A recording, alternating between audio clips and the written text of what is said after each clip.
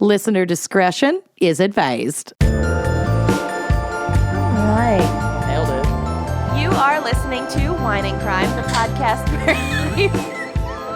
Sorry. No, it's fine. Keep it in. Where three friends chug wine And White Claw. chat true crime, and unleash their worst Minnesotan accents. Oh. Yep. Lucy had a little bit of a struggle just now. Yeah, right?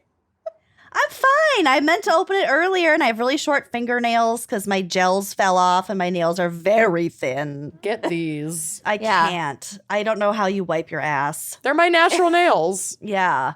You just use a flat hand and wad up that toilet paper. Yeah, that's why I use such big wads of toilet paper, is because I have long nails. You don't want to I'm not risking it. You did clog the toilet at my house recently. Okay, we don't need to tell the world. Oh, it's only come up like 18 times on this show since that night. Everyone should have a plunger in every bathroom I agree. and a toilet brush in every bathroom for their guests. I agree. For their guests. I'm sorry. I agree. All right, I'm Kenyon and I have strong bathroom opinions. And Bathroom huge hospitality. shits. I'm I'm Lucy, Kenyon, and I take huge shits. Huge. I'm Lucy, and I keep my plunger in the basement. Ugh, why? Oh, That's so what? far away. No, it's covered in insane. poop water. I'm Amanda, and speaking of keeping plungers in the basement and why you shouldn't do that, I was at a breakfast restaurant in New Jersey, and myself, my sister, and her two kids, we needed to take a pee-pee, so we went to the bathroom. To tinkle. And there was a tinky to take a tinky. And there was, a bathroom open, but it had some poo in it. But I had to pee pretty bad. So Ashley was like, there's poop in there, but if you just flush it before you pee, it should be fine. So I go in, I flush it. Toilet immediately starts heavily overflowing. Poop water is pouring out all over the floor. Had to shut down the whole bathroom. I'm like running out. Ashley didn't even get the girls onto the toilet before she's picking them up. We're like running them out of the bathroom. I like ran How to did the we not hear teenage about girl this manager. happening? I don't know. It was like the day we left. I was Yeah. busy. There was a falconer there. I got easily distracted. All Oh, of that this was is the real. falconer blaze. Yes. Lily. So- Lily the falcon. Yeah. Yeah. Just have a plunger. Yeah, have a plunger nearby so you Right don't there. have to ask your best friend's dad, your surrogate dad, for Technically, a I plunger asked in him the garage. for you. Yeah. He was Technically. well aware it was You for you. still gave attribution that it was Yep. me who Yep. did it. So, It's your dad. It's all Who for you, cares? Damien. all right. Well, whatever. No transition. So, our topic this week is actually a gal's pick. We had an opening that we carved out so we could pick one GD episode ourselves. And we have selected the topic Bad to the Bones. So shit about bones. Lots of shit about bones. Yeah. Bones. I'm excited. Oh, It's gonna yep, be me good. too. All right, good. Amanda, what's our wine crime pairing for Bad to the Bones? Well, what I opened my fridge and had was this beautiful bottle of Chardonnay from Winc, the Porter and Plot, Oh, I love. which is sweating balls because it's still humid as all fuck here in Minnesota. But I thought this would be a good fit because I know that the guy in my case portered and platted his murders. There was Ooh. definitely some plotting in mine. Mm-hmm. And Then also, the portering around of bones. yeah. that works. Porting to carry. So it does. It works. And for those of you who have not found our show until today, welcome, and I'm sorry. And Winc Wine Club is an amazing wine club that delivers wine to your door. And I don't know how long we're going to be running this particular discount, but like jump on it. Let's do it. She's a doozy. Because it's an amazing discount. It's such a good deal. So right now, our listeners get 4 bottles for just $29.95 from Winc Wine Club when you go to trywinc.com/wine and crime special. Because it's special. It's a wine and crime special. So definitely do that. And You're so special. Are you. We're special. You're special. It's the deal of the century. Ray is special. I also highly recommend becoming a member because there's member pricing on bottles just like this one, which the regular price is $32.99, but Winc members get it for $27.99. That's like a hefty discount. Yeah. And it adds up if you're getting like, even if you're getting just 4 bottles a month, Yeah. you know, to get that shipping taken care of, like, You're saving money. You're saving money. I like to buy wine in bulk because it's always it's the perfect like host gift and whatever. yeah, it always comes in handy. It's good to have on hand. Yeah. So this is a medium-bodied organic Chardonnay. It's very elegant. It's a little bit fruit-forward, but it has a nice dry finish. It is 14% ABV. It's not a super like woody Chardonnay, so it's not going to give you butter. It's not going to give you old grandma Chardonnay. You're going to get like citrus, lemon rind, some minerality, white peach. So tasty. It's It's a gateway gal of Chardonnays. It's totally a gateway gal of Chardonnays. It is a California Chardonnay. This is, quote, heavily influenced by the San Pablo Bay to its south, and this area is an excellent place to grow grapes that favor a cool climate, and one that really comes alive when growing temperatures are lower is Chardonnay. So this is a single vineyard, organically grown porter and plot Chardonnay, which is bright and lively and a completely different style than the oak-heavy Chardonnays that hail from further north. So this is not going to be a grandma oaky butter bomb. This says Chardonnay enjoy. we would like.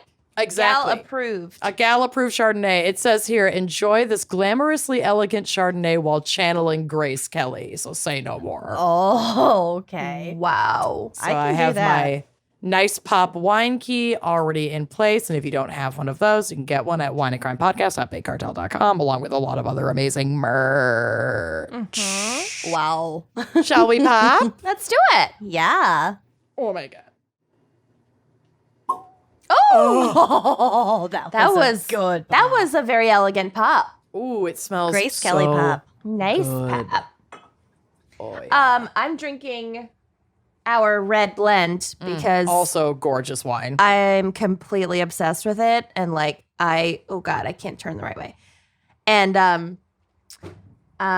She bought cases of it. I literally bought cases of it. Well, if you want Yeah. to see upcoming wine pairings from Winc and get linked to those and check out our own wines, just head to the wine tab on our website, wineandcrimepodcast.com. It has all the info. All the thanks. All right, well, cheers, guys. Cheers, everyone. And It's a strawberry white claw kind of day for me. Oh, yeah. Every day is a strawberry white claw kind of day.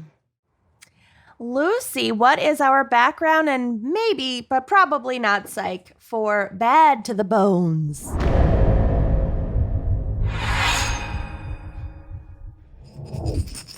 There's No no psych. psych. Shaking my goat bones to signify that there is no psych. Love it. Oh, I should go get Lori. Should Lori join us? Yes.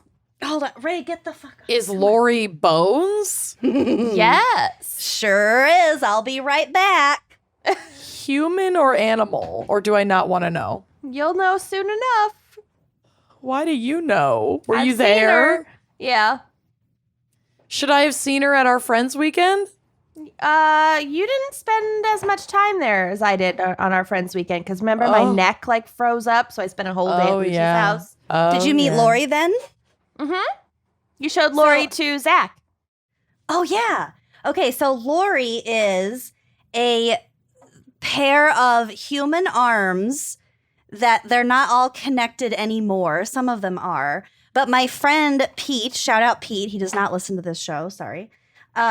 His grandfather worked at like a university, and so he had an anatomical likely story. They're like they've got like like wires and springs and stuff. So it was an actual human skeleton. And after his grandfather passed away, he used to have the whole thing, but they could only find the arms. And none of them wanted just the arms, so they gave them to me. So I named her Lori because she is from a sort of petite adult female. Obviously, no way to know her actual name, but these are her hands. Look at Amanda's face. Those are just human hand skeletons. I just feel They're like just bones. the fact that like parts of her were just taken. Her body was she donated donated. to science. And then eventually science tired of her body. That's and what I mean. Lucy got it. And he used to have all of her, and then people were just like, I'm taking the head. I don't know. They don't know what happened to the rest. I know what happened to the rest. Or someone else out there has a podcast and is doing exactly this right now. with she's Lori. only missing her arms. God. Anyway. There was a human skeleton in my high school science classroom when I was a foreign exchange student in France. Cool. Just chilling in the room. Not like we used it for anything. So like donated to science. It was just like, it was like decor in this science classroom. They just don't make them like they used to. Look, she was just about my size. Oh, Lucy and Lori. Best of friends.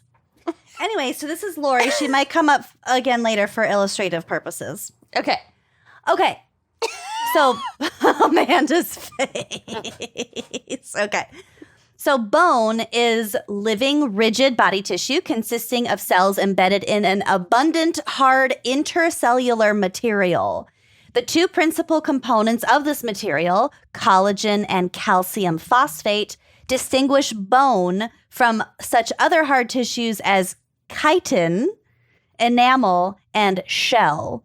So chitin is the white, horny substance found on the outer skeleton of insects, crabs, and lobsters, and in the internal structures of other invertebrates. So it's like what crabs are made out of. Oh, I've never ever heard of that before, but okay. Because it's not bone, and it's not enamel, and it's not shell. It's chitin. Okay. And then enamel is the hardest tissue of the body, covering part or all of the crown of the tooth in mammals. Okay. And so just pointing out here that teeth are not bone. That is a very common misconception. Mm-hmm. Teeth are made up of enamel, dentin, cementum, and pulp.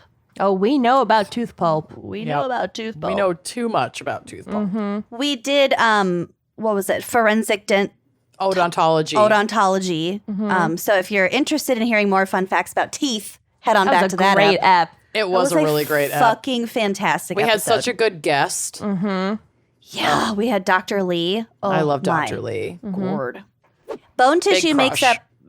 Yeah, he had a silky accent and a lot of stories. Mm-hmm. So bone tissue makes up the individual bones of the human skeletal system and the skeletons of other vertebrates.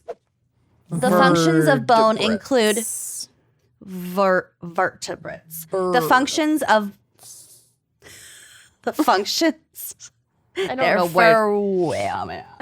I'm practicing my terminology. Okay. Vertebrates. Okay. I have a vertebrae here somewhere too. It's of a cow though. Okay, the functions of bone include 1, structural support for the mechanical action of soft tissues, such as the contraction of muscles and the expansion of lungs. 2, protection of soft organs and tissues, like as by the skull, protects your brain. Yep. 3, provision of a protective site for specialized tissues, such as the blood-forming system, aka bone marrow. Okay. Oh. And 4, a mineral reservoir whereby the endocrine system regulates the level of calcium and phosphate in the circulating body fluids. So, you know how like our bodies maintain equal levels of whatever the shit needs to be maintained in our bodies? Well, as it's supposed to, but yeah. Not all of our bodies do that. Right. That is called homeostasis, and bones are like an extremely important component of homeostasis, just keeping everything in our bodies regulated. I know that this is a surprise to no one, but like I am eternally surprised by how little I know about the human body. Oh, yeah. Like, Also, Canada. I know nothing about Canada. yeah, right. Like, we did not learn about Canada in school. I'm so sorry, Canada. It never, all the exposure, and it just never sunk in. Mm-hmm. That's why I really like doing the background and psych and stuff for these kinds of topics, because You learn. it makes a lot more sense when you're not also studying, I don't know, math and music and blah, blah, blah. And it's When like you can just more actually just interesting. focus on one thing. Yeah. And when we get to hear really cool cases about those particular things and like solidify, condense all of our knowledge. There you go, teachers. Just play wine and crime for your students, and they'll learn everything they need to know. Yeah. And then some. And then a lot of stupid bullshit also. then way Maybe too much. Some new swear words, some new sex positions, Ooh. whatever. So Whatever. Fire all teachers. Don't We got do this. that. Mike. Here are some fun facts about bones. The adult human body has about 206 bones, but babies are born with almost 300 bones. So do babies lose bones? No. Okay. Do they fuse together? They fuse together as the baby grows to form a complete skeleton. Woo! So I think having like more smaller bones probably helps with like delivery. Oh, look, Amanda's right. Yeah, For they're the like second cats. time. They're just like squishier. I'm celebrating quietly. And they can like fall more and be okay. I mean, Yeah, like, exactly. don't let them fall, but like, But they're can. gonna. But, like, they because could. They're They probably basically will. liquid. They're just Yeah. little bean bags. Yeah. Helpless exactly. fucking bean bag sacks. They're just little kickballs. Ugh. Okay, that was disturbing. There are 26 bones in the foot and 54 in the hand and the wrist. My God. Wow. In Have the you lorry. counted? This is definitely not 54, but I'm sure there are a lot in the wrist too. It's all in the wrist. It's all in the wrist. The femur, or the thigh, is the longest and the strongest bone in the body. The only bone in the human body not connected to another bone is called the hyoid, which is a V-shaped bone located at the base of the tongue. So if the hyoid bone is broken, a lot of times it means that someone could have died by like hanging or some kind of like very rough strangulation. Asphyxiation. Right. Got it. So that's the one in your tongue. Got it. And because, okay, so I heard two different numbers for this, but because the collagen in your bone is constantly replenishing itself, you have an entirely new skeleton about between every 7 and 10 years. How about the discs in my fucking back renew no. themselves? Can't help you replenish there. themselves. Can't That'd help be you great. there. Can't be done. I can't help you there. Can't be done. Also, your funny bone isn't a bone. It's actually your ulnar nerve inside your elbow. So there's a nerve right between your elbow bones right here, Okay. but it's not a bone. So we've talked before in the forensic anthropology episode about what information can be determined from looking at human bones, but we're going to revisit that just briefly. So this is an excerpt from a Medium article. Quote, a forensic anthropologist can estimate the age, gender, race, and height of a dead person by analyzing the bones. These are called primary indicators, and although they can't determine with precision the identity of the dead person, they do help in narrowing down the possible profiles. So along with primary indicators, they also use identifiers. And most of the examples of identifiers have to do with soft tissue, so they're not related to bones. So one of the examples is like tattoos on the skin or fingerprints, because they can, even if it's seriously decomposed or like the skin is super dried out, they can take it and rehydrate it and then literally wear it over a living person's gloved hand and take the fingerprints. Got it. Is that cool? I love that. Yes, that is cool. Can't they also tell from the bones of like people, like whether somebody has given birth or not, or like been pregnant or whatever, because like the hip bones change. I think so. I didn't read about that here, but I did read about like sexual dimorphism, and I don't talk about it in my notes, I don't think, but like women's bones tend to be smaller and not as long, and then of course we have a different shaped pelvis. Mm-hmm. Like we don't have that weird little wiener bone that's not actually a wiener bone, and our hips are like tilted up a little bit more and they're wider.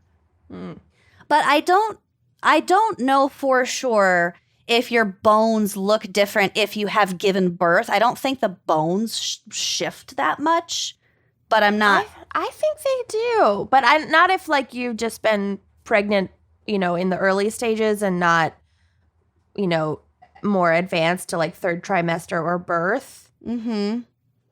I do know that a lot of new moms will like go to physical therapy after giving birth because of like how fucked up their bodies get, but I don't know if that means that their bones are I think that would much. fix your soft tissue and your muscles a lot more than your skeletal structure. Probably. Yeah, no, it changes the diameter of your pelvis. Giving birth. I don't know if it's giving birth or if it's just being close to giving birth. So I don't know if it's the same if somebody like has a C-section. Yeah. And their body's already like prepared. Weird. Interesting. Yeah. Your pelvic bones will slightly gross. separate from each other, and it's this separation that allows your baby to move through the pelvic joints. Thanks, I hate it. Wow. Does it suck back together later? Okay. I don't know. Because your bones are connected with soft tissue, so Okay. maybe that tissue expands and retracts. Here we go. This is an article from the Chicago Tribune, Bone Expert to Examine Skeleton. How can you tell if a female skeleton has given birth? Forensic specialists can tell if a woman or person gave birth by the presence of a series of shotgun pellet-sized pockmarks along the inside of the pelvic bone caused by the tearing of ligaments during childbirth. The bone impressions are a permanent record of the trauma, but they do not reveal how many children were born. No. Oh Nope. my God. I am getting an epidural that is just, oh God. That is fucked up. Anyway. Okay. Okay. These are some other identifiers that are also used. They can positively identify a person, and regarding bones include a DNA profile, which we will get to, anthropometry, which is measurements of the hands, feet, ear, nose, etc. And palm. Anthropometry. She got me. Okay. Kenyon gets it. Keep up. And also known pathologies, so like deformities or anomalies. Mm-hmm. Maybe a sixth finger. Oh. You something don't like say. Mm-hmm. A six-toed cat. Oh, don't get me started. Polydactyls. Here's a fun fact. The half-life of DNA is about 521 years. So DNA can last about 1,000 years, give or take. And this is super dependent on the environment because it breaks down just like any other biological materials. So DNA can be best preserved in something like dry Antarctic ice, where it could survive for a few 100,000 years. Whoa. So like those bodies in like peat bogs and bodies at the top Glaciers. of Everest, it's just like the rest of the body. It's very well preserved. Wow. And so DNA does that same thing. Bone is one of the best sources of DNA from decomposed human remains. Even after the flesh is decomposed, DNA can often be obtained from demineralized bone. DNA from bone has been used to identify the repatriated bones from Vietnam-era servicemen and women and people, and the remains of the white Russian Romanov family who were executed during the Bolshevik Revolution. So I think about that. I think that they thought at the time if they eliminated that whole family, that was the end of the line. But actually, they did some DNA testing with the bones of these victims and realized that that was not the case. They just did a DNA test. Turns out They're 100% that that Romanov. bitch.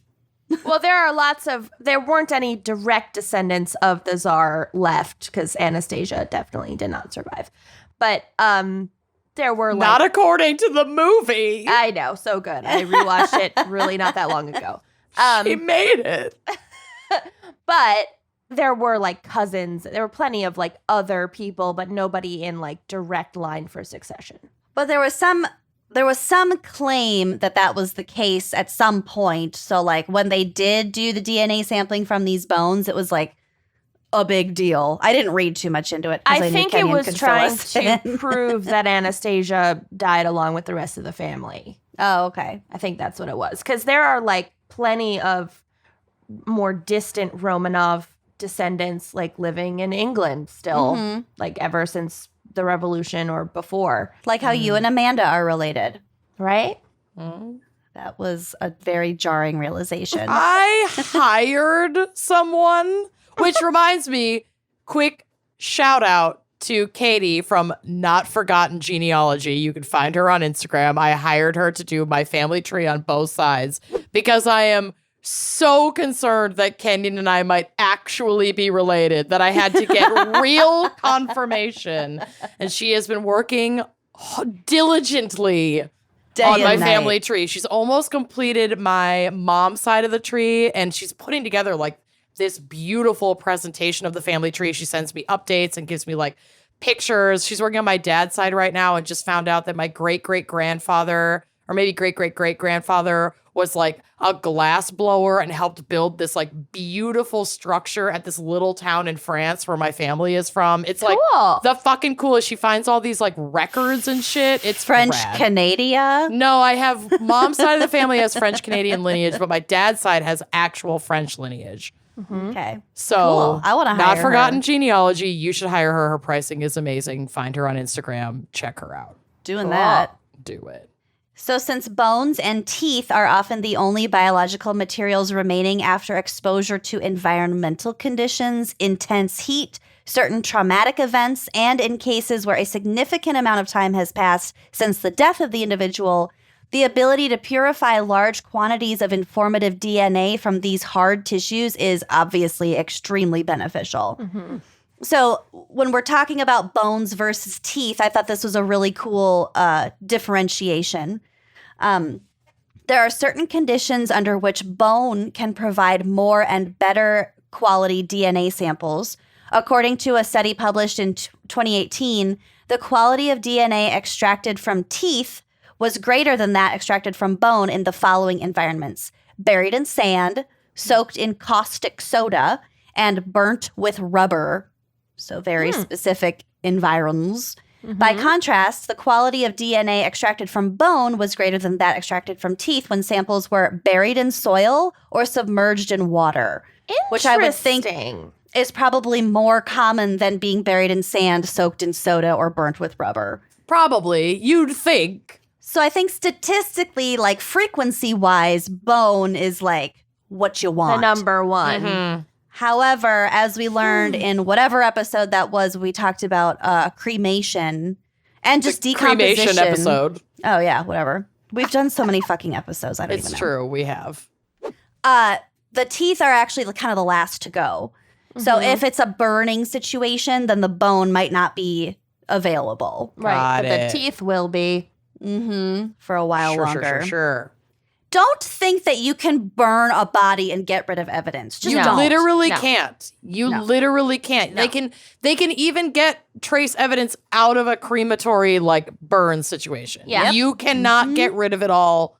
Give it up. We're done. Large moving bodies of water are the only, not to give tips, but Honestly, or like a swamp in Florida, like where gators will make sure nothing is found. right, animals. You want animals, you want currents. Okay. You wanna if you're going the burn route, burn it for at least 5 days. Don't go the burn route. You don't have access to If you're the gonna type go of the burn route. temperatures that you need.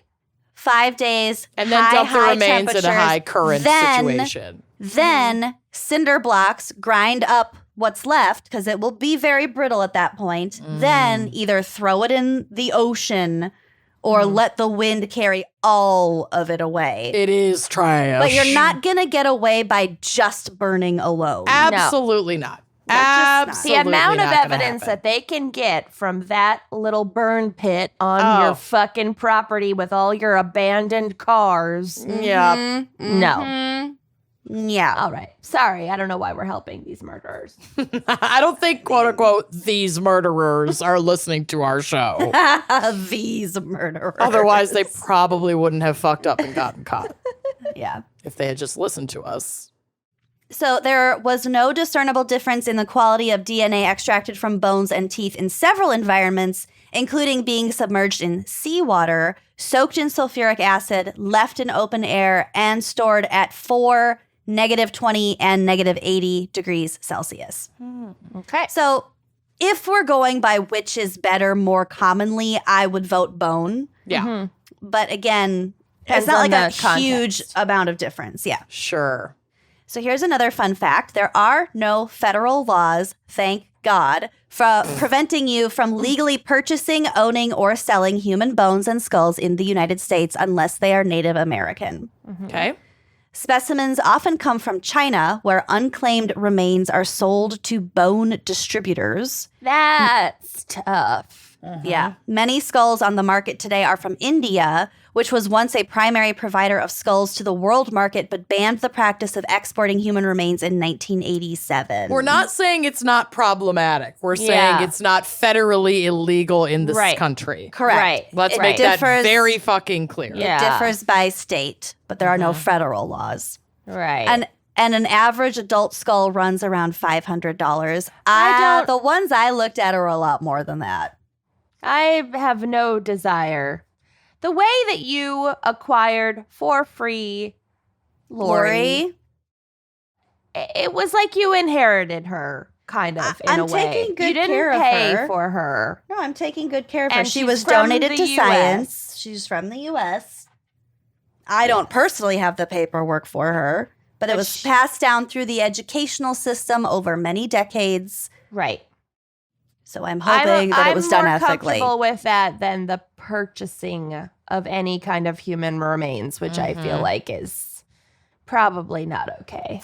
If you're curious about this and more, I encourage our Patreon donors to check out my episode of Spooky Little Bitch on oddities, because we talk about this very thing quite extensively. Shout out Henry. You also don't listen to the show either. Okay. So the human skeleton can be divided into two parts, the axial and the appendicular.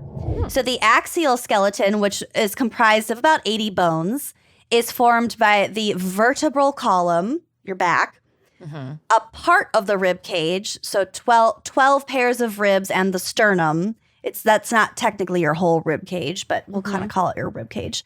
And your skull, which is made up of 22 bones and 7 associated bones. I'm assuming the associated bones are like your ear bones, the ones in your ears, and like your hyoid or whatever, your tongue bone.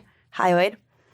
The upright posture of humans is maintained by this axial skeleton, which transmits the weight from the head, the trunk, and the upper extremities down to the lower extremities at the hip joints. So axial skeleton is what makes us stand upright. We exist And it's also upright. pretty critical. I mean, you can live without your appendages. Well, I wouldn't say one is more crucial than the other because of a reason I'm about to give you. Okay. So the appendicular skeleton, which is composed of about 126 bones, is formed by the pectoral girdles, so like your chest, Okay. the upper limbs, your arms, the pelvic girdle or the pelvis, and your lower limbs. So I don't like that I have they're- so many girdles. I love a And good girdle. sphincters. Too many girdles, too many sphincters, too many cooks. The function of your appendicular, or their functions are to make locomotion possible and to protect the major organs of digestion, excretion, and reproduction. So Excretion. yes, you could lose your arms and your legs, but if you lost your entire appendicular system, Including, like your protecting your lungs and your pelvis, then then that'd you're kind be- of fucked. right. Yeah. Okay. So those are just kind of the two categories we can split up our skeleton into. And the ribs, it's interesting because for a long time, people removed some of their lower ribs. I mean, some people tiny still do it. Waist training. Mm-hmm. Also, some people are born with a 13th set of ribs or one extra rib on one side, and that has a weird name. It's called like the cervix rib or something. It sounds vaginal, but it's not.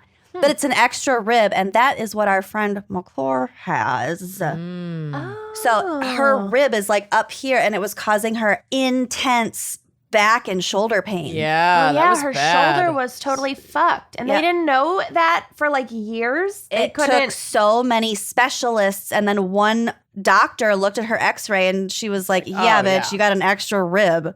No one else fucking picked up on that. Wow. Oh my God, they put her through so much. It's so fucking ridiculous, our fucking medical system. I know.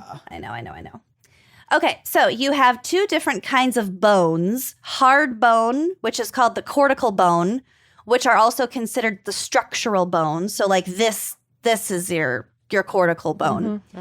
And soft and spongy bones called trabecular bones. Your trabecular bones are also called your...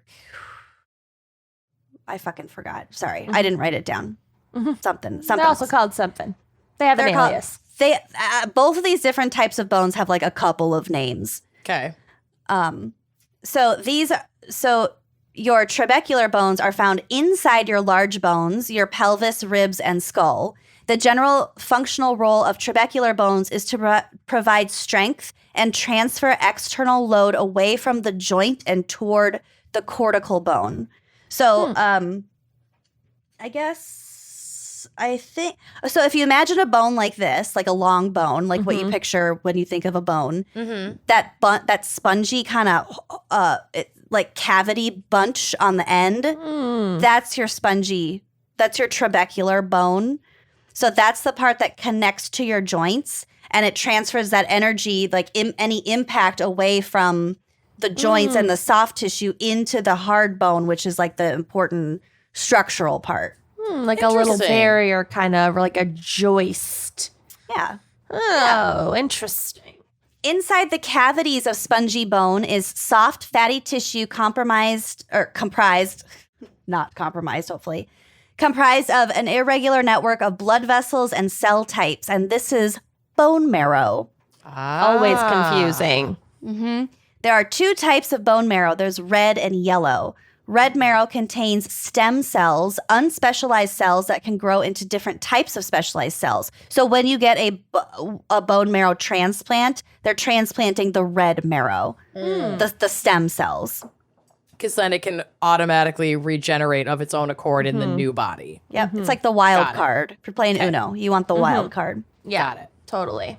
They're responsible for replenishing and replacing cells in the body that have been damaged or lost.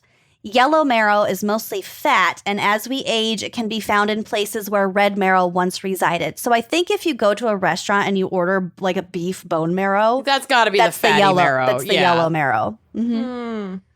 If the body needs more blood cells, yellow marrow can transform back into red marrow to produce them. Wow, it's like a little backup. Cool. Yeah. Our bodies are fucking amazing. It's insane that all of this forms. I mean, I know it grows after that, but all of this forms like in utero. Like that's fucking insane. I love episodes like this because, like, how could I possibly care that I'm like a little bit fat when like my body can do all of this cool shit? It can do such amazing things. I know that I'm also going through that right now and thinking that and being like, you know what? Actually, all the things are working pretty great. Yeah. We should all love our bodies because our bodies do incredible things that you'd almost never think about. Right. And thank God I don't, because it's all gross. I don't want to think about it. I just want it to happen. You have shotgun shell-sized holes on your pelvis from the trauma of childbirth. None of us have given birth, so not yet. We have that to look forward to. Not Amanda. Getting the shot. Woof. The shot. So there are 4 different types of bones. We have long bones. Here's an example of a long bone. Yep. This is a slightly curved shaft capped on both sides with a hyaline cartilage and it's longer than it is thick. These bones are made mostly of compact bone, allowing them to support great amounts of weight and withstand pressure. Okay. So, again, the stereotypical bone that you think of is a long Have you ever tested it? Have you ever like hit it against things or like This leans- bone? Yeah, like No. Don't leans- disrespect Lori like I respect that. Lori. All right. She will fucking find her I hands and guess arm. I'm just more scientifically curious. It's fine. I feel I would prefer to hit my own arm against something hard. Amanda. Poor. That bitch is gonna get haunted. By that bitch, I mean Kenyan. Oh, speaking of haunting, I saw the most amazing TikTok where somebody stitched together. It's a woman who's going viral right now where she's saying, like, say something out loud that's gonna, like, get a lot of backlash, but, like, you believe in it strongly. I I'm not saw that. saying it right, but. And then it cuts to this guy who's like, okay, nobody's going to like this, but ghosts can't hurt you because if they could, there'd be a lot of white people attacked by ghosts. And I was like, wait. Yeah. It's Yeah. true. Oh, That's yeah. true. Fucking chattel slavery. Like, none Yeah. of us we'd all be murdered by ghosts. To Yeah. name one example. Yeah. Of Fuck. infinite examples. Exactly. Yeah. So, you know, Mhm. I don't think ghosts can hurt you. That doesn't mean they can't communicate with you. They can freak you out. They can absolutely They can freak make you your out. life a misery. I gotta say, I have my Robert the Doll snow globe right here, and Oh! he might beg to differ. It's actually really cute. I really like it. It still looks like Ho Chi Minh to me. Robert? Mm-hmm. No. I never got to see I don't Ho Chi see Minh, it. though. He was at his wax. He was getting his facial when we were there. Oh. Those like leaders, like Ho Chi Minh and what's his name, Mao and everything. There's like a place in Russia where like every decade or so they get We shipped will- back and re-waxed. We will get to it in a Oh, potential drunk time. No. Oh, excellent. Okay, Mhm. I won't say anything more. Okay, back to the different types of bones. Then we have short bones. These consist mainly of spongy bone with a protective covering of compact bone. Short bones are neither long nor thick, but rather cube-like. So, for example, your kneecaps and your wrists are, and some of the bones in your feet and ankles are short bones. Okay. So I think like these little guys right here on Lori would be called short Oh, bones. yeah, those are littles. Yep. But these are long bones. Your fingers are long bones. even though they're Anything not that's, it's like a chode. A chode is, it's like the little filler bones. mm-hmm. So short bones aren't designed for a great deal of movement, but they're sturdy, compact, and durable. Then we have flat bones. These are thin and flat. Go figure. Flat bones Who have knew? they have a middle layer of spongy bone located between two protective layers of compact bone. These bones are generally protective in nature. Flat bones make up most of the 29 bones that fuse together to form the skull and protect the brain. They're the And they- bread of a sandwich. Yes, and The they lettuce of the wrap. they also protect the major internal organs by forming the 24 ribs of the rib cage as well as the sternum. Your shoulder blade is also a flat bone. These bones contain marrow, but they aren't large enough to have marrow cavities. So marrow is found instead in the spongy bone. Not a lot of spongy bone in these flat bones. The marrow in flat bones produce more red blood cells than any other adult bone type. Weird. Okay. And then, last but not least, we have irregular bones. So these bones, they just don't fit into the other three categories. So like your vertebrae and your jawbone are Okay. irregular bones. These types of bones usually are very specialized, have a specialized function, and are made up of mostly spongy bone with a thin layer of compact bone around it. Got it. So you might be thinking about breaking a bone. When Why you not? Puh. When you break a bone, blood vessels form in the area almost immediately to help the healing process. This is called the reactive phase. Have either of you broken a bone? I have. What'd you break? I broke my left arm at a roller skating birthday party when I was 9, and it was almost a compound fracture that went through the skin. Mm-hmm. Ooh. And like the manager at the roller skating rink called 911 and made everybody in the skating rink sit down so they could take me out on a stretcher. It was humiliating. Oh, you didn't love the drama of that? No. That's like right up your alley. At 9 years old, it was not right up my alley. Okay. Now, absolutely. Bring the stretcher. Bring it on. I'm pretty sure I've broken my pinky toe before, but I also broke my big toe on that party bus. there's like no way. Like big toes are one thing, but pinky toes, I There's didn't even nothing you can do. You just tape I didn't even it. go in for it. Yeah. Yeah. Yeah.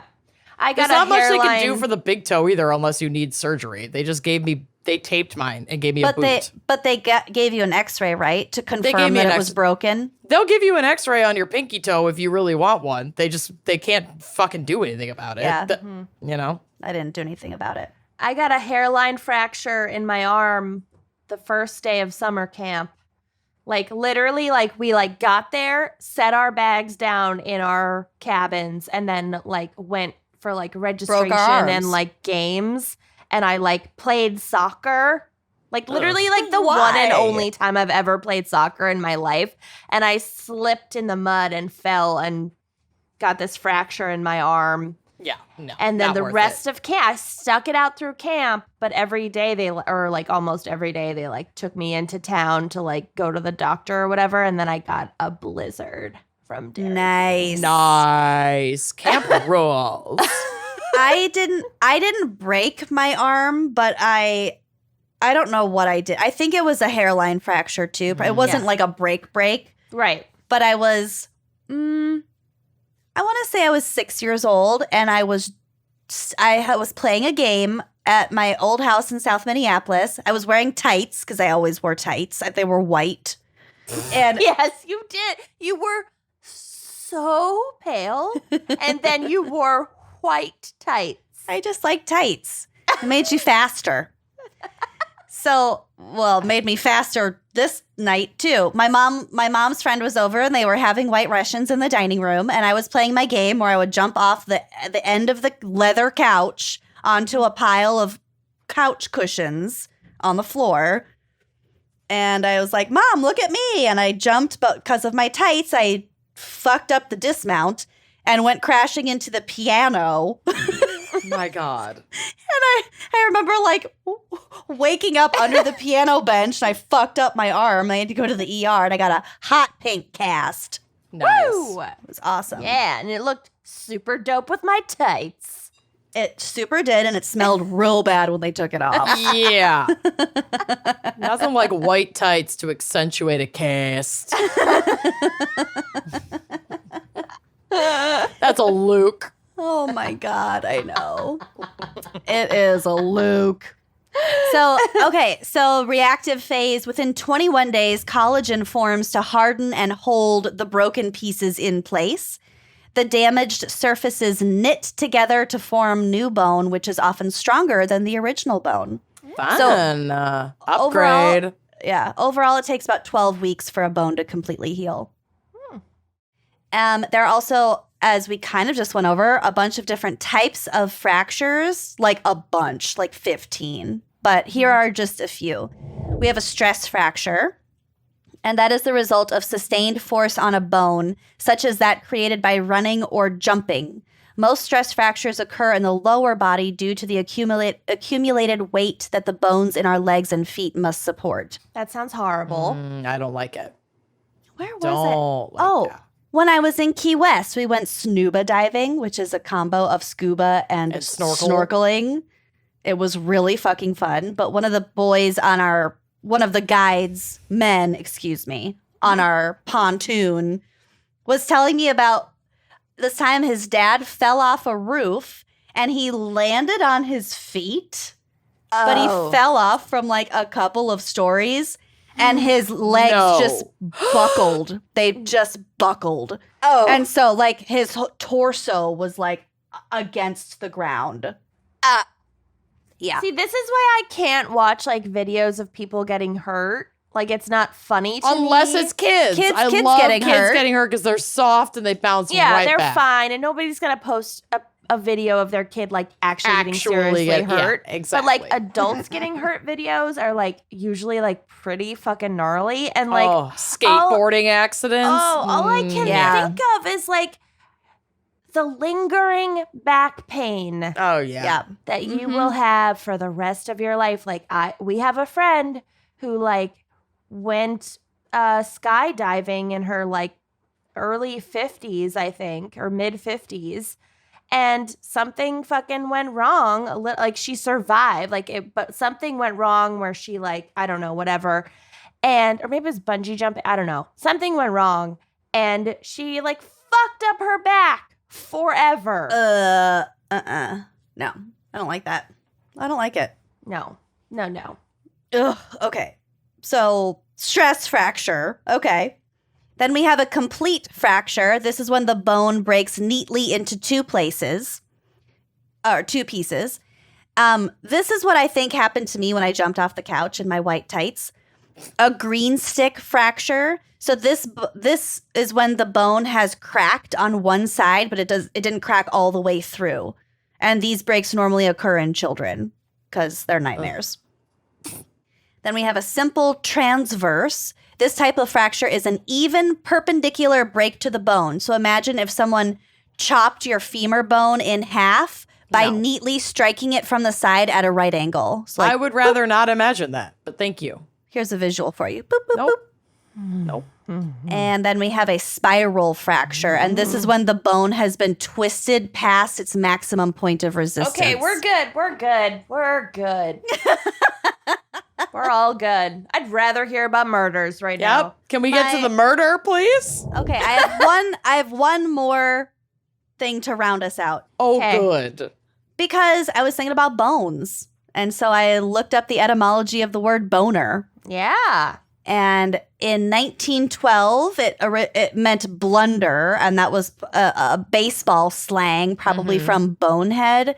But today, the word boner means erect penis. And we started using that word in the 1950s from the earlier bone on, which was more prevalent in the 1940s. I got a big bone on. Ish. Oh, I like that better. Bring bone on back. I hate on. that. That's deeply upsetting. Yeah. And then probably a variation with connecting notion of hardness of the word hard on, which has been around since 1893.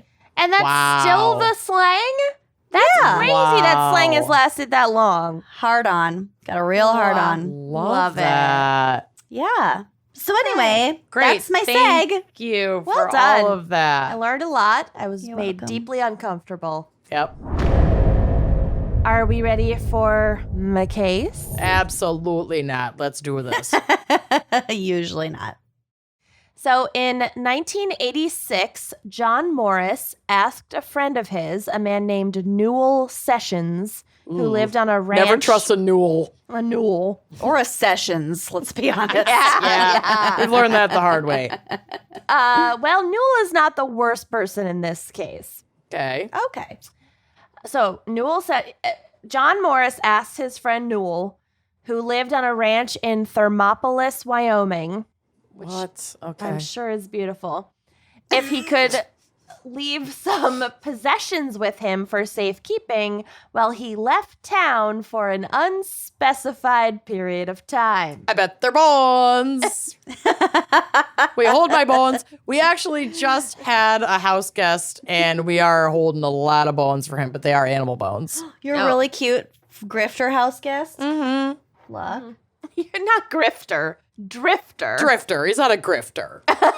Is He's currently living difference? out of a van. There's a A difference. grifter is a scam artist Yep. drifter. And a drifter is just a drifter. Like Yeah. your dream friend, Yes. Kenyon's dream friend, the Floridian psychic / grifter. Sure. Yes, Yep. yes. Okay. So, will you hold my shit for me? I'm getting out of Dodge. Can't Hold my travel. I'll be back. Hold my bones. So Newell agreed. Amongst these possessions was a padlocked old steamer trunk Nope. Sitting in an outdoor shed. Nope. I think There's a mummy in there. Guarantee this it. is going. Tell you right now, there's a mummy.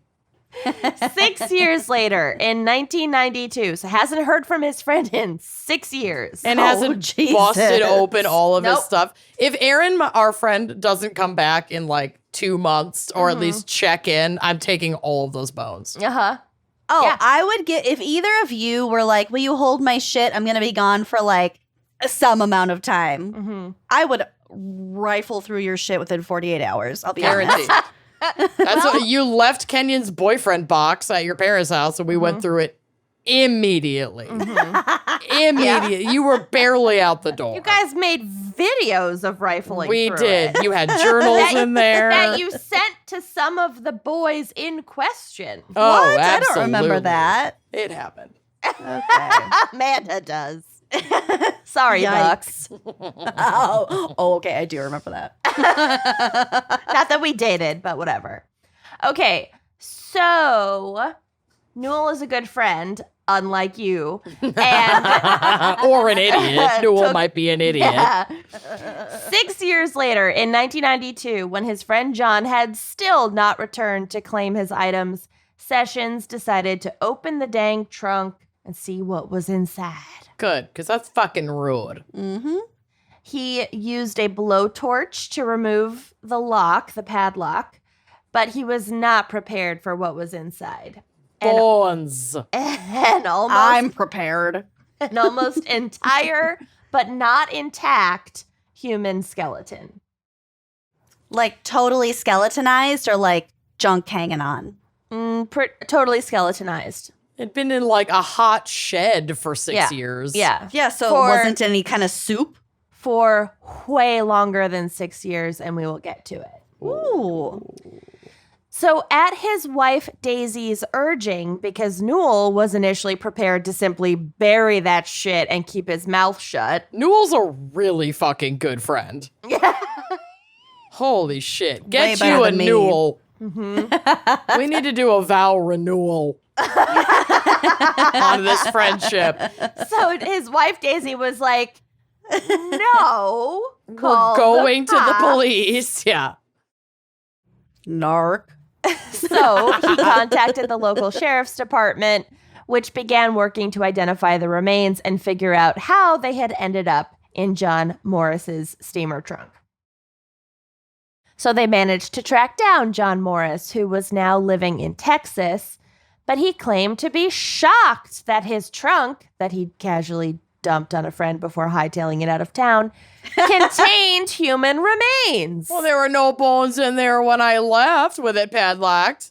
Weird. Right? Sounds like a you problem. Sounds like a Newell problem. Sounds That's Newell's to me. you That is Newell's to me. He told investigators that he had purchased the trunk years ago from a yard sale in either Wyoming, Illinois, Iowa, Ohio, or Oklahoma. In He one of couldn't- the 50 states. He couldn't remember which. To Good be God. fair, a lot of people don't know the difference between those states. Right. But he claimed that he'd never actually opened it, in the whole time that he'd owned it. He claimed he bought it closed. Padlocked. Okay. He also claimed to have been in possession of the trunk since around 1973. Oh, and it's what, 80s? It's 1992 now. Oh, okay. Oh, okay. Yeah. So the sheriff's department was suspicious Yeah. of Morris's story. Not buying it. It seemed extremely unlikely that he would have been in possession of the trunk for over a decade or 2 decades without ever having opened it. Also, there's a photo on the drive. So this thing was not in great shape. So there's no reason to be keeping it. Sure. Yeah. It's not like a collectible. No, look at it. It's almost entirely rusted out. It is. It looks like there's a hole in the top. It's a Yeah. mess. It's trash. She's a I mess. I collect old fucking Trash. trunks that are worthless but cute. for decor purposes. And this is not that. No, it's not. But the authorities had no hard evidence to prove that Morris knew more than he was letting on. Meanwhile, the state crime lab analyzed the bones and officially ruled the death a homicide after discovering a bullet lodged in the skull and evidence of another gunshot wound to the chest. Ooh. More specifically, they found a .25 caliber bullet fired from a gun that had first been manufactured in 1904, but had not been available in the U.S. until 1908. Okay. Not incredibly helpfully, but still, they concluded that the murder could have taken place any time between 1908 and 1980. He's saying he had it since 1973, so if we want to take him at his word, then any time between 1908 and 1973, which is still quite the time span for unidentified remains. What happened in 1980?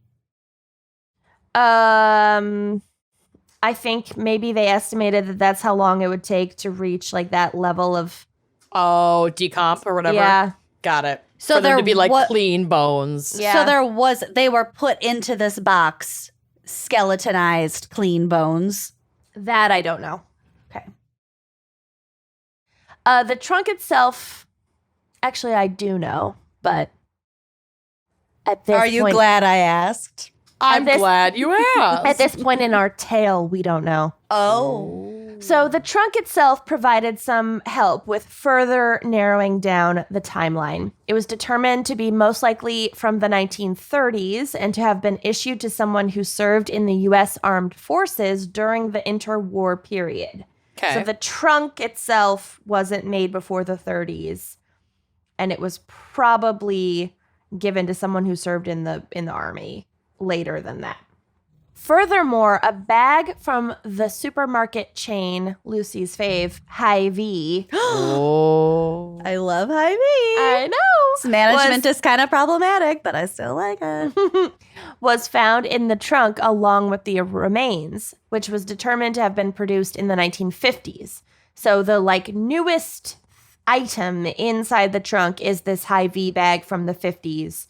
So they're guessing that they're trying to narrow it down even further. So now we've got between the 50s and 1973. Okay. And possibly the region, because they don't have Hy-Vees in just anywhere. Well, aren't you just so astute? Are you glad I asked? So, an analysis of the skeleton led the crime lab to conclude that it belonged to a white male who had been in his 50s or 60s at the time of his death. He was estimated to have been about 5'8", so 5'10". Also, some portions of the skeleton were missing, so some lower leg bones and a hand, which Lucy now owns. Like this? Good God. Which led investigators to think that the skeleton may have initially been buried before being dug up at a later date and then hidden in the trunk. Okay. Oh. The crime lab also used the skull to create a digital rendering of the victim's face, which is haunting. And That's there's a what photo on the that drive. is. You have to go into the drive to get to the my notes. God. And it's like sitting in a leather armchair. It's so deeply upsetting. It's wearing a scarf. It looks like Play-Doh. It's not Like not Play-Doh. It's not good. It was an early 90s or mid 90s facial rendering from a skull. Oh my God. bad. For anyone listening, highly recommend going to the blog and looking at this fucking picture. It's highly right. very It is creepy. haunting. But this information still left authorities with barely anything to go on when it came to actually trying to find the identity of the victim. Plus, if John Morris was to be believed, they didn't even know which state to begin their search in. And so the case remained cold for years. Further complicating matters, John Morris, he'd moved to Texas from Wyoming and then moved to Mississippi. And then after he was contacted by police about this trunk, he died by suicide. Oh. eliminating what investigators believe to be their only potential source for more information about the victim. So at this point, they're like, who do pretty we talk seriously to? zeroed in on John Morris. Yeah. Right. Yeah. Then, in the early 1990s, the case of the unidentified bones was featured on Unsolved Mysteries, Get it. which resulted in the sheriff's department receiving more than 600 phone calls to their tip line. Whoa. Unfortunately, none of these tips proved fruitful in terms of leads on this case. But then, in October of 2017, 25 years after Newell Sessions discovered the bones, Wow. the sheriff's department received a surprising phone call. Oh, jeez. A woman from Waukee, Iowa. Did I say that right? Waukee. That is literally 10 miles from me. It's a suburb of Des Moines. Cool. Named Shelley Statler, had learned about the unidentified remains and believed that they may have belonged to her grandfather. Statler had been aware of the story of the bones in the trunk for years, since she was like 19. She remembered seeing a story in the Des Moines Register when she was about 19 about the bones that had been found in Wyoming, which theorized that the Hy-Vee bag possibly meant that the remains were from Iowa. Oh my God. Oh, my God. Hy-Vee to the rescue. Mama knows her grocery. I knew Lucy would be this pleased with herself, but it's still a beautiful thing to watch. I had nothing to do with this case. I am pleased with myself. So I think you solved it. Yeah, thank you, Lucy. At the time, Statler's father had made an offhand comment to her about how the remains might belong to her grandfather. She later explained, quote, "I was young and didn't pay much attention to it. As I got older, I became more interested in family history and kept coming back to the story." So basically, Shelley's maternal grandfather had disappeared when her mother was a child, and no one had ever found out what happened to him. Oh, my God. And they didn't think that he had, like, run off because, like, he didn't, like, take any of his shit with him, basically. So he vanished. Yeah. Like, suspiciously. Yeah, he just, like, vanished. Statler used the crime lab's digital recreation of the victim's face, which... The horrible recreation. to make a collage with family photos from her mother's side and believed that she saw a strong resemblance, which sounds far-fetched, but go on the drive and look at a picture of Shelley and then look at a picture of the creepy rendering. The nose is... I see it. The nose and the mouth and the... I mean, it kind of really fits. The mouth, the thin lips. The mouth, the shape. cheeks, the whatever this line is. Yeah, Okay. I can see that. It kind of... I was surprised that anyone could see any kind of resemblance to this rendering, but like then when you see it lined up next to a person, you kind of see it. And it's also like a granddaughter and her grandfather. Like, it's Right. not going to be like Identical. siblings or anything, but Right. I can see some features. Yeah.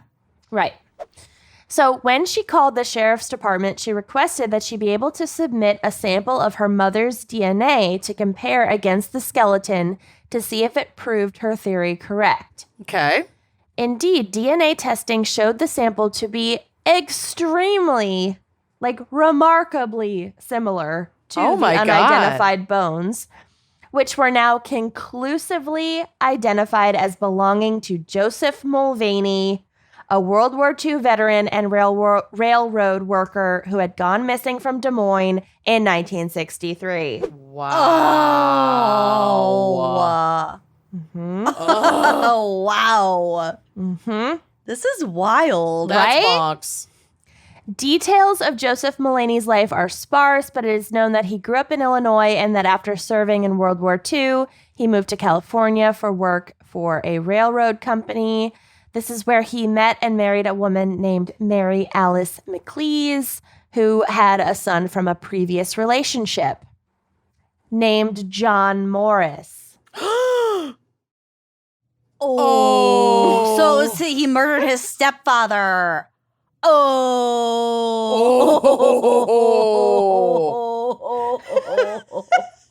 Shelly, you cracked the case.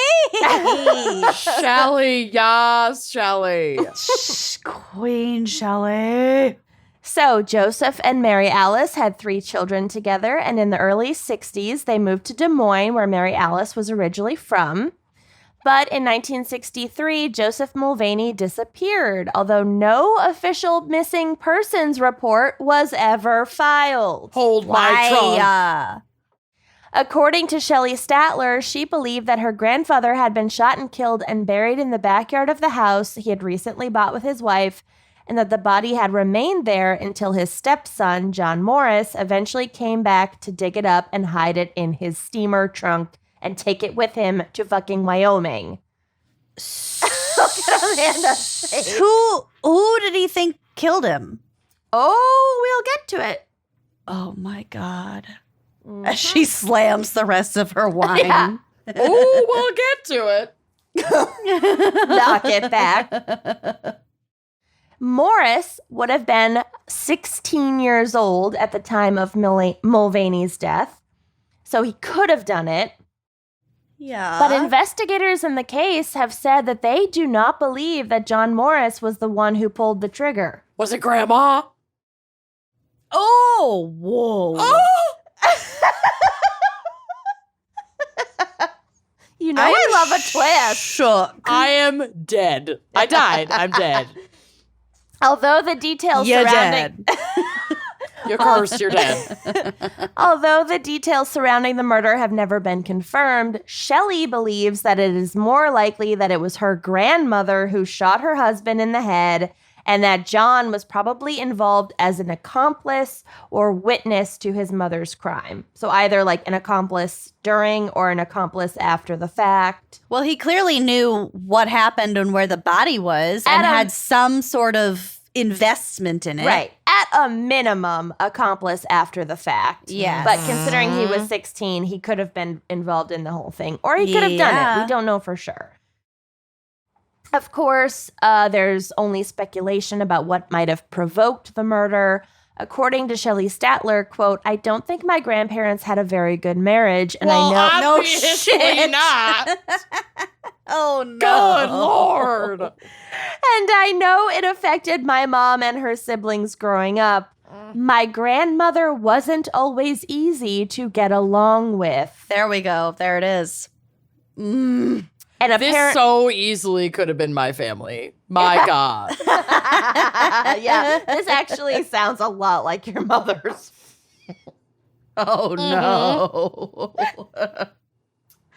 I mean, my mom's dad did die very young, and we were all told he died in a military situation. Maybe Grandma killed him. Maybe. She didn't. She would be so mad. Maybe if your she mom knew I helped said bear- that. Maybe She was 6. Someday you'll find your mom's old steamer trunk. Why do you think I hired Not Forgotten Genealogy at notforgottengenealogy.com? Follow on Instagram at Not Forgotten Genealogy to find everyone in my family.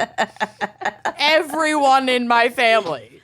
I'm not naming any names, but of this generation, I can think of a couple of relationships that I could see going down this way. Oh, yeah. Oh, I know exactly who you're talking about. So also, oh, yeah. Yeah. Terrible. Yeah, I've got empty steamer trunks. If anybody I have one needs. under my desk right now. Right now. But also Mary Alice, the grandmother, she also like lost all contact with the rest of her family for like the last like 10 years before she passed in 2009. So she had very fraught relationships with her children and family. Well. Okay. And who knows?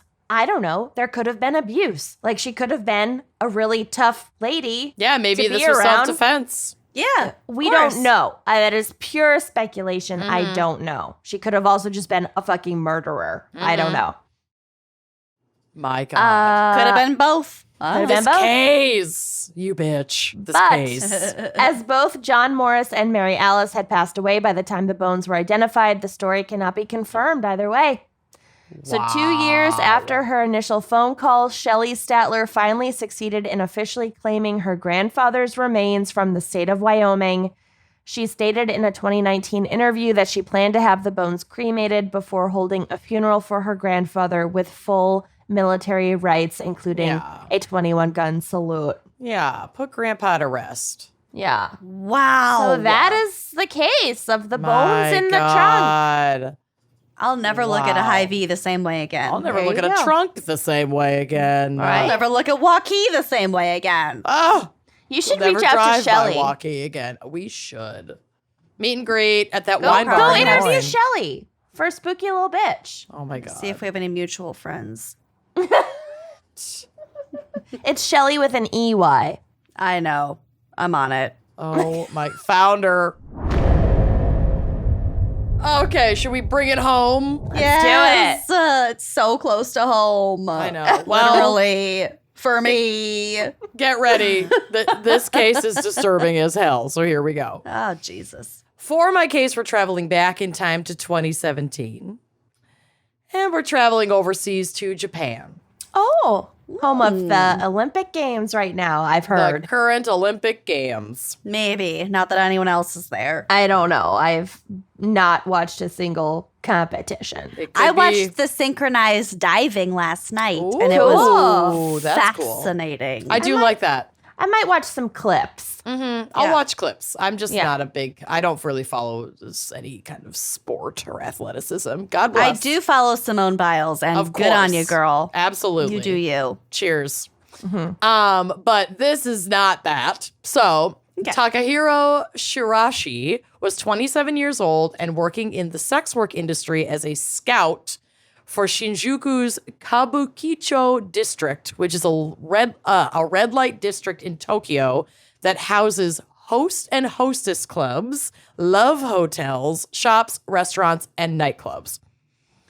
So folks who knew this guy as a kid were surprised that he went into this work, remembering him as a quiet but sociable child who was, for lack of a better word, boringly normal. Just to confirm, what is he doing as a scout? Is he scouting out clients? Is he scouting we'll out get to it. workers? Okay. We'll get to it. He was described by a former schoolmate as someone who, quote, didn't especially stand out, but was not a gloomy character either. He was pretty middle of the road. And that he was so, quote, normal, inconspicuous, and low profile that most classmates didn't even notice him. Ouch. Well, he's also, maybe a horrible monster. So Okay. I don't feel that bad for him. Okay. Before working in the red light district, he worked at a supermarket for several years, not a Probably. Hy-Vee. I was going to say probably Hy-Vee Tokyo. God yeah. damn it. It I was wanted in a two for It was two a for very, two. it was a very weird expansion choice on the brand's part, but 2017 was a weird year. That's a smile in every aisle. That's their slogan. I hate that slogan. I like it. So, Takahiro recruited young women to work in the district and developed a reputation for being unsettling, even earning the nickname, quote, creepy scout among the locals. He was even arrested for pressuring a young woman into sex work, even though she was not consenting to it. So fucking trafficking. yeah. He was given a suspended jail sentence for this and went about his business, but his reputation had gotten bad enough that he could no longer work as a recruiter, with other recruiters even posting his photo around with the warning to avoid him. Oh, no. So you know So- it's bad. So he Yeah. was scouting for sex workers. Yeah, for young women to work in the sex industry, whether that be engaging in like prostitution, quote unquote, or working in as like, you know, cocktail hostesses in some of the like the clubs and the brothels, maybe, you know, just like doing shows, like all kinds of different types Any of sex work in that level, district. but also sometimes they could try would- to like, pressure. pressure Well, 'cause to he was- level up. I don't know how they get paid. I have no idea how recruiters get paid, and I'm not going to like presume to know. Mm-hmm. But it makes you wonder if he's pressuring these young prospects into prostitution, which is the word that they're using, that which would be higher paid work, you wonder if there's some sort of commission for that kind of recruitment. I mean, Or like if he gets a higher sounds- percentage for Right. specific it sounds kinds of That's what I work. mean. to me like a trafficking scenario. There's a lot of like pretending to be like a boyfriend in order to kind of recruit women into sex work. Warm them up to Yes. the idea. Yes, and that's true, but I really, from what I was reading about this, like in this red light district of Tokyo, like this isn't like an uncommon job, and it's like a job. It's not like That's when he true. approaches people, he's telling you what he does. Right. He's and he's not like coercing them. It was like pressure to do this higher paid position. Okay. But still like to work in the red light district. Like it's a job. It's not like So there you're are saying so he- many nuances within sure. Yeah. sex work that it's hard to know without Yeah. more information. So you're saying Absolutely. he wasn't like tricking them. No, Like kind as of far- gaslighting them into it. No, Like as a far- I mean, boyfriend situation no, might be. not in such a way as far as I could tell that like they didn't know he was a recruiter. Okay. Like it's well known what his job was, and there were other people with that position living in and around this district. Got it. So, but whether or not coercive techniques, it sounds like they were used, and at least by him. And whether or not the individuals he targeted knew. Like, you can be a known recruiter in a neighborhood, but if you find some marks that are naive and don't know. Again, I don't know what methods he used. Right. This is purely speculation from the research that I did. This is like a job that is pretty straightforward. There's no hiding what they're about. Got it. So that's the information that I'm working off of. So he couldn't work in this area anymore because everybody was like, stay the You're fuck a away from this creep. guy. So in August 2017, he's out of work. He leaves Tokyo and he gets a tiny, tiny apartment, literally 13 and a half square meters. My apartment in Paris was smaller. Well, congrats, I guess. Your 12 apartment in square Paris meters. was really small. small. In Zama, which is a city about 48 kilometers southwest of Tokyo and 8,166 miles east of Peniston. I looked it up. Taka, I'm so glad you asked. How far from Peniston? I got you. So Takahiro was unemployed, he's bored, and he's seeking an outlet for his sexual desires. And he's a fucking creep. And he's a fucking creep. So he did what any millennial would do and took to Twitter to meet women. Oh. This is from SBS.com. Quote, he is reported to have set up several Twitter accounts advertising himself as a, quote, professional hangman and contacting young women who said they had suicidal tendencies. He's the worst. Whoa, what? Whoa. This takes a wild turn. Oh, yeah, let me tell you. Let me tell you what. He would message these vulnerable women and pose as a, quote, suicidal guru who would help them end their lives. Wow. Uh-huh. I don't like that. No, of course you don't. It's terrible.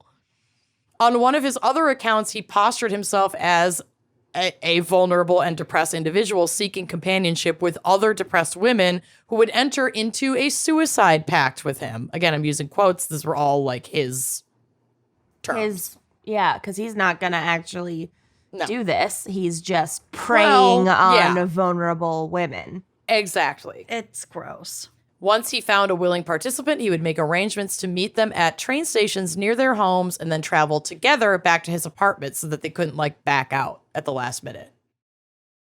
Once back at his apartment, he would fix a cocktail of alcohol, tranquilizers, and sleeping pills and sexually assault and then kill his victims. Some of the women had given or loaned him money before he killed them, and then he just obviously didn't return it because he killed them. But at least if they hadn't given him money up front, he robbed all of the other women that he killed. So he was taking their money as well. Do you think that some part of like his psychology mentally, he was like, well, they wanted to kill themselves anyway. I can do whatever I want with them. We'll get to it. Sort of, and also no.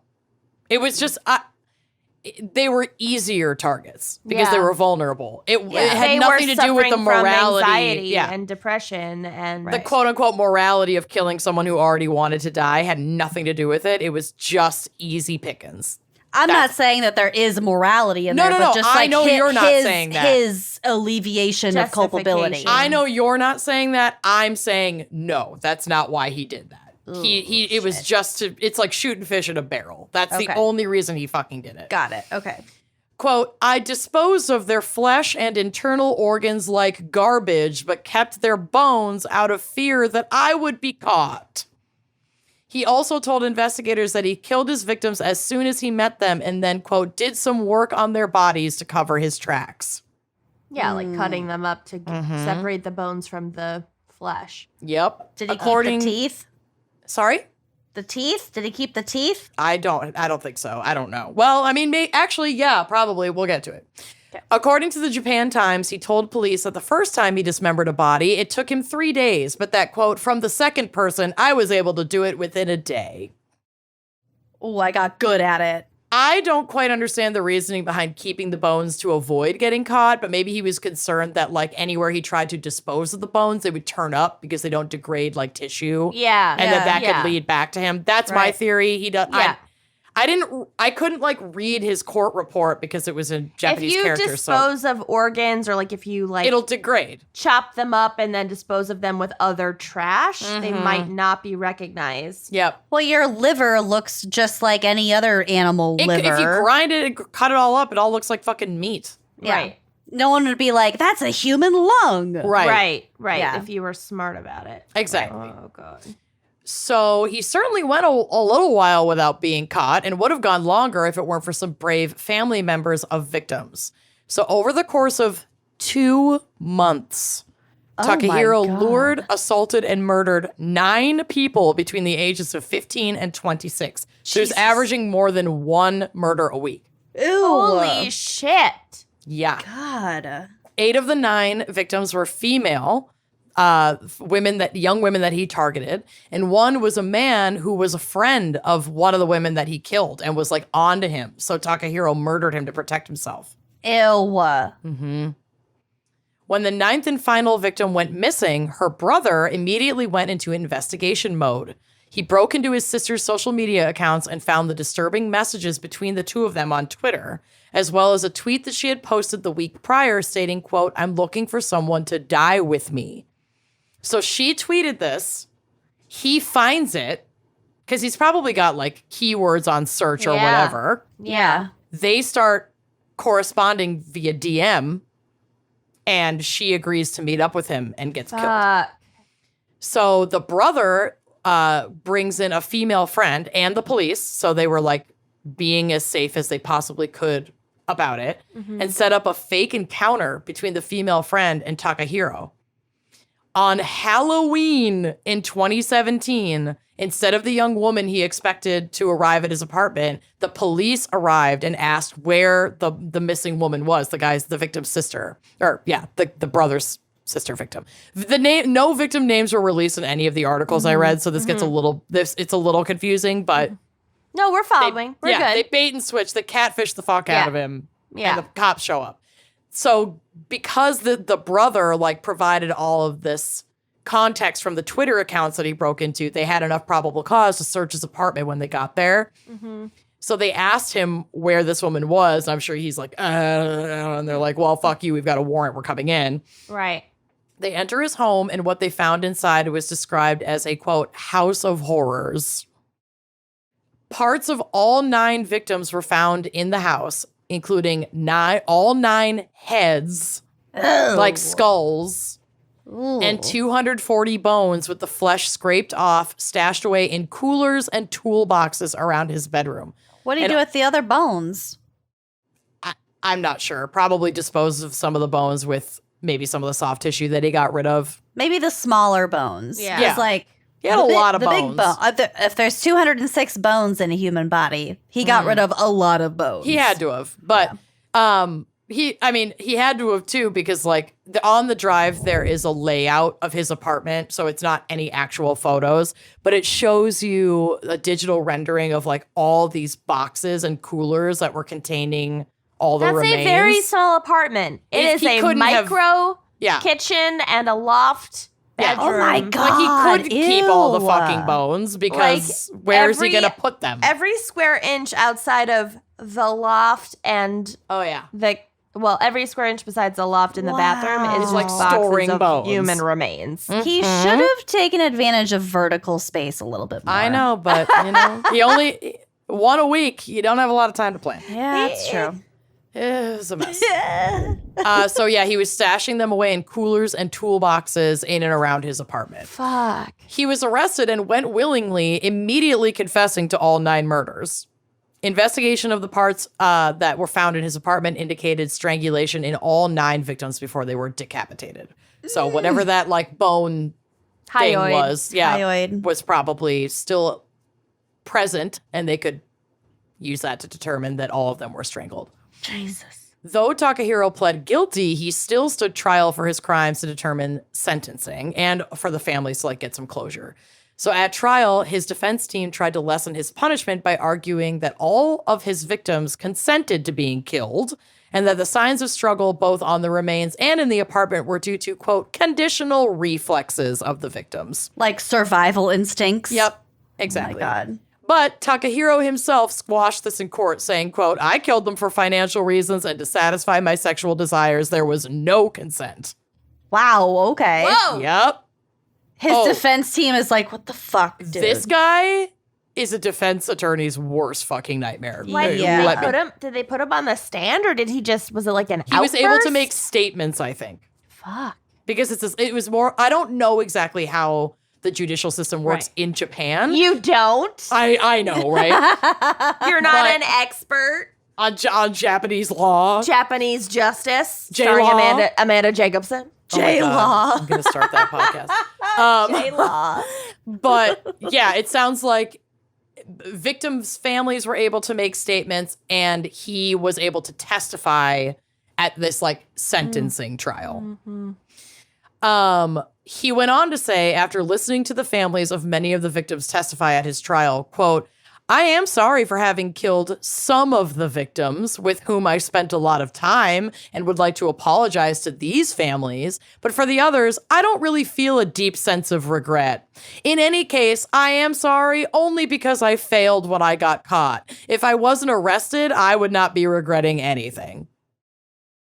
He said that in court, full of victims' families, after they had like taken the stand to talk about their loved ones, like throughout the fucking trial. Okay, Well, bye. fuck this Bye. Yup. This next quote is from the Straits Times, which what? Mm-hmm. The defense lawyers... that's actually a rather large It is. paper. I just don't think it's well named. There, I said it. Like, never trust the Straits. The defense lawyers also argued that Shiraishi could have been mentally unstable or in a state of diminished capacity at the time, though prosecutors disagreed with this assessment, and Shiraishi had been found to be mentally sound after 5 months of psychiatric tests. According to his own defense team, accusing his own defense team of an act of betrayal, quote, he repeatedly refused to answer questions from his lawyers and instead said that the content of the indictment is true. So everything that the prosecution was saying. He wanted to be put away. He literally. At least he wanted to accept attribution and like whatever. Yeah, he wanted credit to get off. What he says is, quote, I've said repeatedly that I will accept the indictment and want to end the trial as soon as possible because it is causing inconvenience to my relatives, but this wish is being ignored. Whoa. He just wanted to get it over with. He's like, I know I'm fucking guilty. Just do what you're going to do. So are they not allowed to plead guilty? He did plead guilty, but this was the sentencing. And he has no the victim choice. Impact statements And like the prosecution and defense still get to build a case to determine the sentencing. The severity of the sentence. Oh. And this was such a sensational thing in the news that, like, it did drag on for a while. Like, it was several weeks. Okay. And this guy was like, fuck this, I did it. Just like, can we fucking be done? He was getting annoyed with the pomp and circumstance. Mm-hmm. The negative press. Pretty much. All of it. So Takahiro was obviously found guilty and sentenced to death, which in Japan is commonly carried out by hanging. One article I found says he is seeking, quote, a normal girl to marry before he is executed. So, now, if you're interested, anyone, he is available. No. The date of his execution has not yet been set, so I don't know how much time he'll have with his potential wife, but we'll see. This last bit is from the Daily Beast. It says, quote, the high-profile serial murder case has opened a debate in Japan about whether social media and websites that encourage suicide should be regulated. Twitter amended its rules to Japanese users after Shiraishi's arrest, adding that users should not, quote, promote or encourage suicide or self-harm.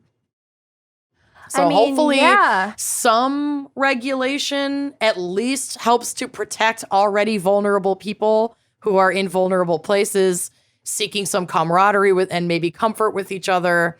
It's sad because you don't want to take that opportunity away from people. But if it can be, I think there's a huge difference between seeking support because you have suicidal ideation that you don't want to have and you want that to stop. And so you want support and help to get out of that space. And soliciting something. Right. And also, all of it's a cry for help in its own way. And I also think there's a vast gulf between, like, what these Twitter users were seeking and, like, medically assisted. Absolutely. Suicide, end of life. Yeah. These are not the same for people thing. with, like, fatal illnesses and, whatever that people. It just makes me so sad because, like, going public to share some of your maybe deepest, darkest moments, then being manipulated and weaponized by this fucking monster.